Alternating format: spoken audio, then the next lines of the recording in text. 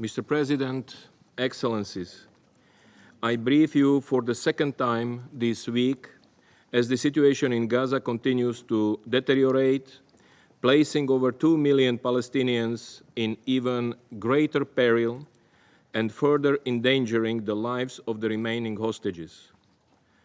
The latest decision by the government of Israel risks igniting another horrific chapter in this conflict, with potential consequences beyond Israel and the occupied Palestinian territory. On 8 August, Israel's Security Cabinet reportedly approved Prime Minister Netanyahu's proposed plan for defeating Hamas and endorsed 5 principles for ending the war: the disarmament of Hamas, the release of all hostages, the Gaza Strip's demilitarization, Israeli security control over the Strip, and the establishment of an alternative civilian administration that is neither Hamas nor the Palestinian Authority. The Prime Minister's office also announced that the Israel Defense Forces, IDF, will prepare to take control of Gaza City while providing humanitarian assistance outside combat zones. The IDF said that it is fully mobilized and preparing for an expanded military operation in Gaza. This is yet another dangerous escalation of the conflict. For now, we have limited official details of Israel's military plans. However, according to Israeli media reports, the government foresees the displacement of all civilians from Gaza City by 7 October 2025, affecting some 800,000 people, many of them previously displaced. Reports indicate that the IDF would then surround the city for 3 months. This would then reportedly be followed by an additional 2 months to seize control of central Gaza's camps and clear the entire area of Palestinian armed groups. Mr. President, we are already witnessing a humanitarian catastrophe of unimaginable scale in Gaza. Director Ramesh Rajasingham from OCHA will shortly provide you with the latest updates in this regard. If these plans are implemented, they will likely trigger another calamity in Gaza, reverberating across the region and causing further forced displacements, killings, and destruction, compounding the unbearable suffering of the population. Last night, thousands of protesters gathered in Tel Aviv and cities across Israel to call for a ceasefire and hostage release deal. The UN has been unequivocal. The only way to stop the immense human suffering in Gaza is through a full, immediate, and permanent ceasefire. All hostages must be released immediately and unconditionally.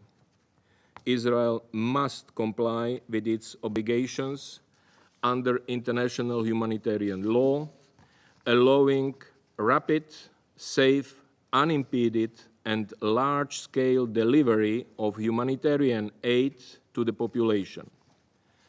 Civilians, including humanitarian workers and those seeking aid, must be protected. Everyone has the right to life, liberty, and security. Palestinians must be able to return to their homes. In its 19 July 2024 advisory opinion, the International Court of Justice stated that, and I quote, "Israel, as the occupying power, has the obligation not to impede the Palestinian people from exercising its right to self-determination, including its right to an independent and sovereign state over the entirety of the occupied Palestinian territory." End of quote. Mr. President, as I emphasized to this Council a few days ago, there is no military solution to the armed conflict in Gaza or the broader Israeli-Palestinian conflict. There will be no sustainable solution without an end to Israel's unlawful occupation and the achievement of a viable two-state solution. Gaza is and must remain an integral part of a Palestinian state. We must plan for Gaza's future as we address the urgency of developments on the ground today. We must establish political and security frameworks that can relieve the humanitarian catastrophe in Gaza, start early recovery and reconstruction, address the legitimate security concerns of Israelis and Palestinians, and forge a path for the realization of a viable two-state solution. In this regard, I urge the immediate implementation of the political, humanitarian, and security steps outlined in the New York Declaration on the peaceful settlement of the question of Palestine and the implementation of the two-state solution of 29 July 2025. Critically, these frameworks must facilitate a legitimate Palestinian government that can reunify Gaza and the West Bank, including East Jerusalem, politically, economically, and administratively. This government must represent Palestinians across the entirety of the occupied Palestinian territory. A united leadership is crucial to managing post-conflict Gaza and advancing Palestinian self-determination and sovereignty. I urge the Palestinian Authority to advance its stated goal of holding elections. Palestinians have the right to have their voices heard and to be meaningfully included in the process of shaping the future of the State of Palestine.